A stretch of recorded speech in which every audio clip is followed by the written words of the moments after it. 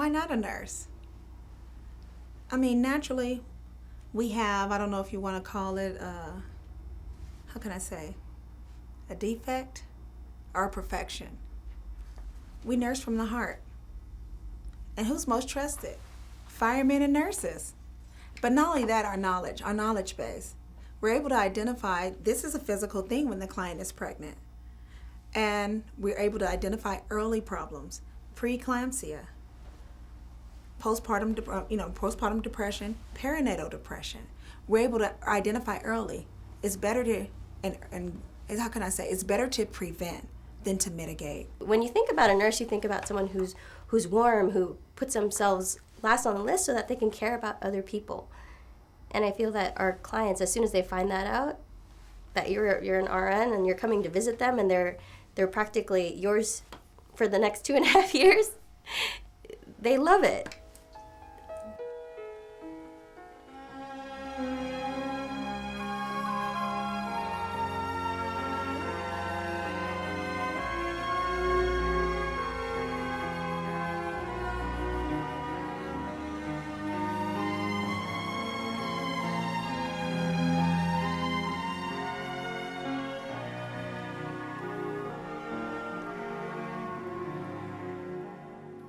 Even when I went in the hospital, Nurse Maria even came in the hospital. Because at one point, they told me before she came, we're just going to keep you in the hospital until she comes.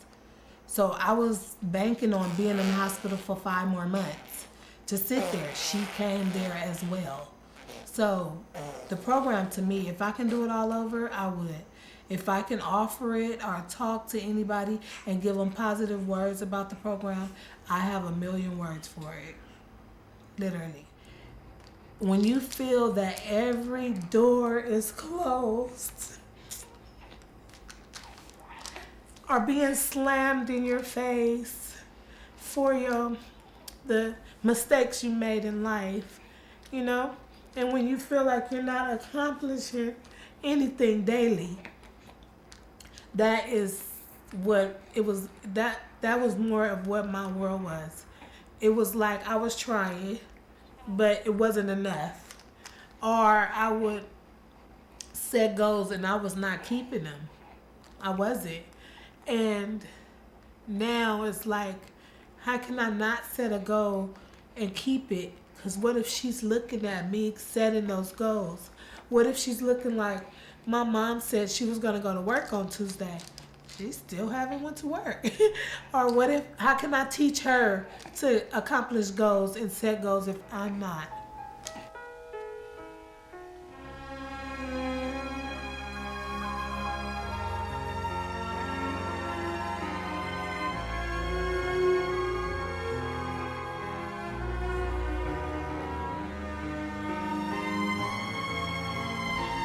When I first started the program, I was in a state that I didn't know what to do. I honestly was oblivious to everything. I mean, I was pregnant. The father of my child had just passed away. I didn't know what to do. I was kind of mad at the world because I don't know if you remember, I was open, but at the same time I was kind of like reserved at the same time because I didn't know whether to trust you or not. And I think that was one thing that was very difficult for me to trust people after what that had happened, you know, like, well, I saw her effort trying to help me, that I wanted that help. I really wanted the help. I knew I wasn't going to be able to do it on my own. At that moment, I wasn't thinking about myself. I was thinking more about my child. And if it took me to stay in that program for me to become a better person, then I'm going to do that. It was just, I guess, my sacrifice. And nonetheless, I really enjoyed her company, visiting me. I mean, on my birthday, she brought me a cake. Yeah, a Cinderella one that I had never seen in my life. You know, it was tiny, but it was a Cinderella one. And it was really nice of her, you know, to take the time out of it. And I would tell her I could only do 7 in the morning, 7:30. She's like, oh, no worries, I can be there. So I even would make the effort to get up to do that thing because I had school and work and my child, that it was very difficult. And I know in the afternoon, traffic was heavy and all these things that, I mean, by then you're super exhausted and tired that you don't want to see anybody at that point, that I figure, well, the earliest appointment that I can do, then that's what I can do. And she was able to accommodate me with that. And I think that's why, too, I stick with the program. That she was there and willing to help me with anything and make the effort to help me. That's what I appreciated. That I felt like an individual there, not just part of a bunch of people that she would go and visit.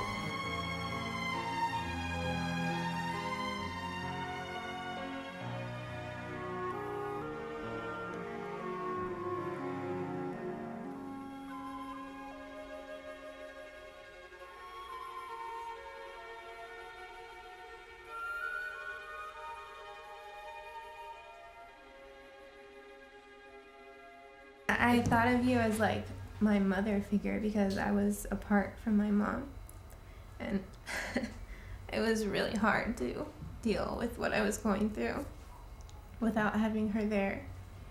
So I leaned on you a lot for that support, and you gave it to me, and you helped me feel comfortable with what I was going through.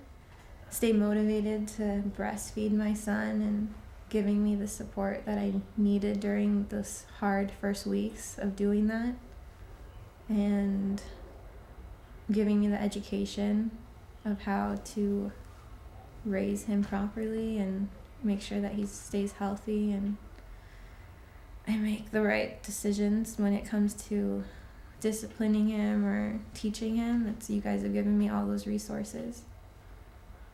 You mentioned breastfeeding. Were you successful? Yes.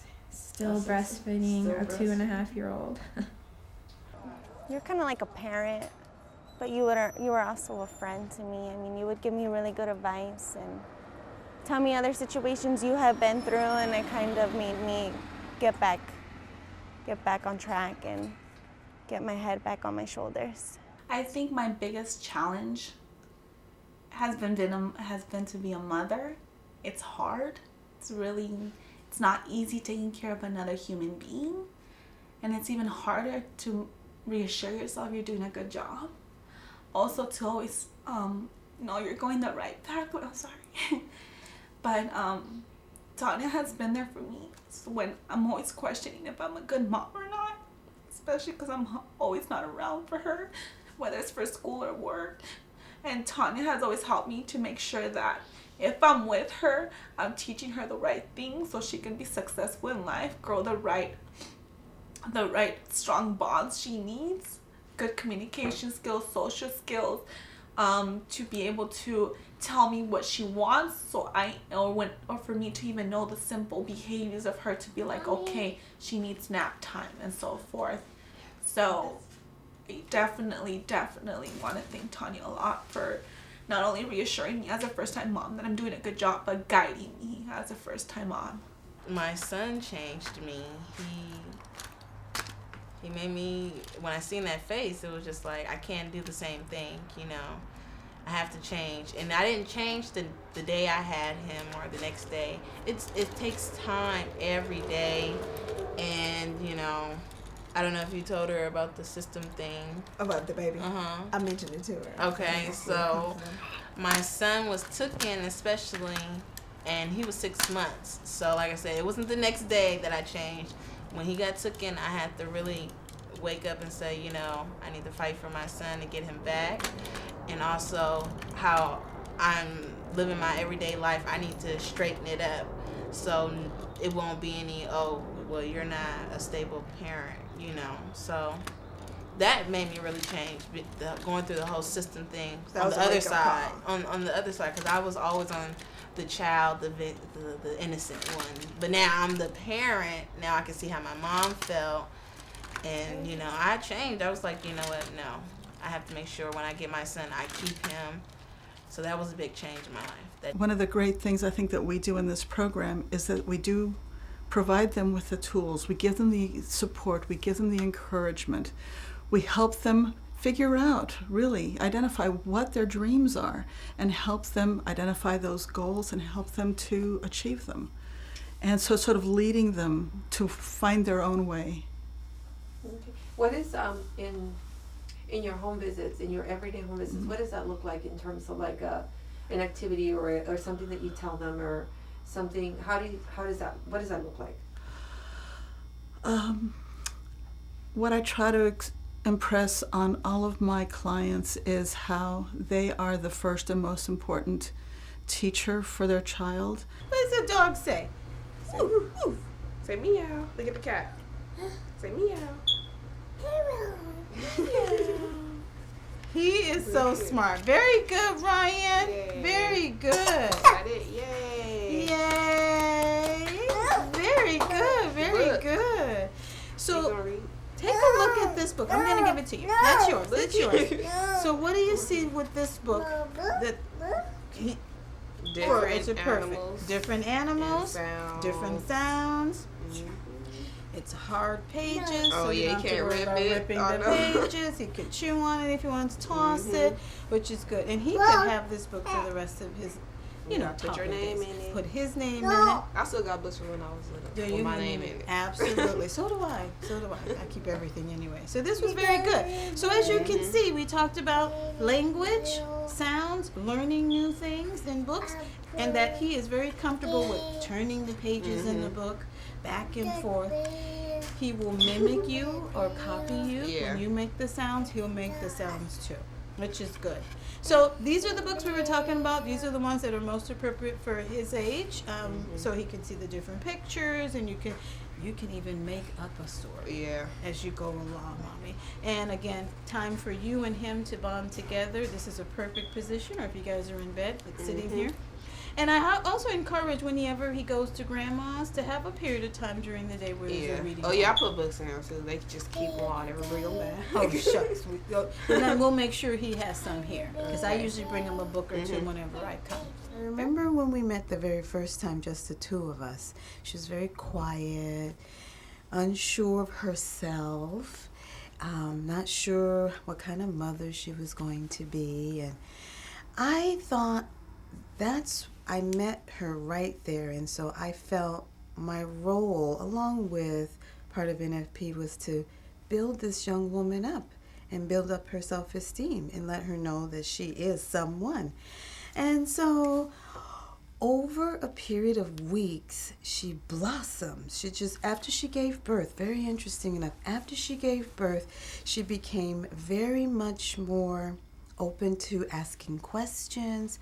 Not if she wasn't sure about something, what to do. Every visit, she became a little bit more open, like a flower. She just opened up, and before I knew it, her little one was crawling and walking and toddling, and she and I would just have conversations, much like the conversation we're having now.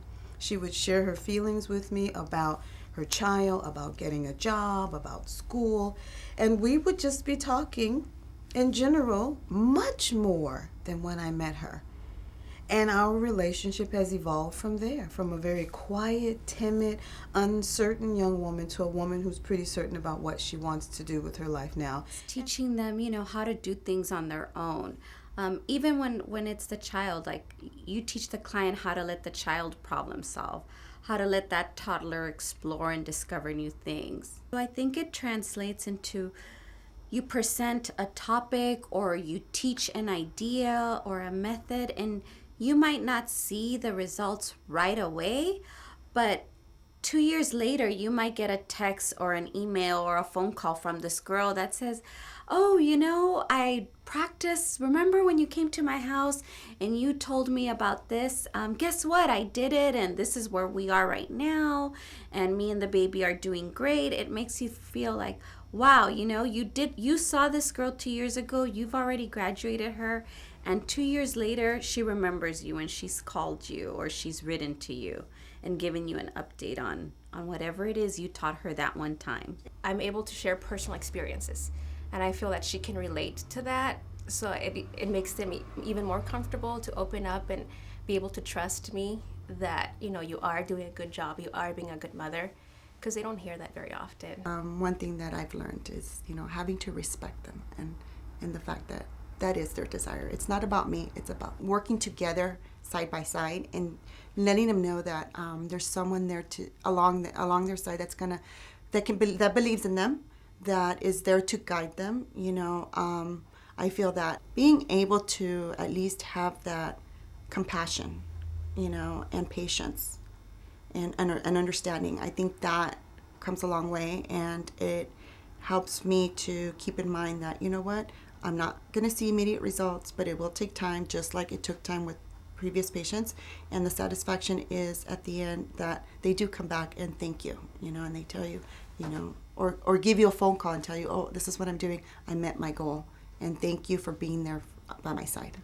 I think the biggest takeaway is this job and being in those homes just humbles you. And besides that, I think it's the reward. And I know that a lot of the work that we do are seen in our data outcomes and our reports. But personally, I don't base my success with my clients on what's on the reports. I base it on when they graduate with me and, the cards that they give me at the end, after I graduate them. The little kind gestures, when I'm in the home, they're trying to make me feel comfortable, showing me how appreciative they are and grateful they are that I'm there. That's my takeaway, and that's the only thing that I need to be able to continue doing this job. You mean on those days where it's like, why am I continuing this job as I'm driving home? Yeah. There are days like that. Absolutely. There's days where you don't think you're productive, or your teenager had a backfall and maybe she started on the crystal meth that she didn't do for a whole 9 months, and come to find out she's doing it again. Or the foster care child that ran away and she was in a good place. Or that, teenager who just wants to hang out with their friends and starts smoking pot again. And you can tell in their persona, you can tell the changes. And I sometimes go out of the home thinking, wow. I think the hardest one is domestic violence. Because domestic violence, because domestic violence, society really sees domestic violence as a thing of a 30, 40-year-old woman who has it all together and her husband is abusing her. But domestic violence happens in relationships everywhere, in every age. And when I come to a teen's home, and I hear those things, and she doesn't want the help, or she doesn't, she's still with that same boyfriend or that same husband, that kind of, I could only do what I could do. I could report, and I could, have that support from my supervisors and my colleagues, but still that, that drive home after that visit is kind of hard. And, but what keeps me going is that I'm going to be there in 2 weeks, and I'm going to be consistent, and I'm going to be that person that says, remember those houses we talked about? Remember that domestic violence class we talked about?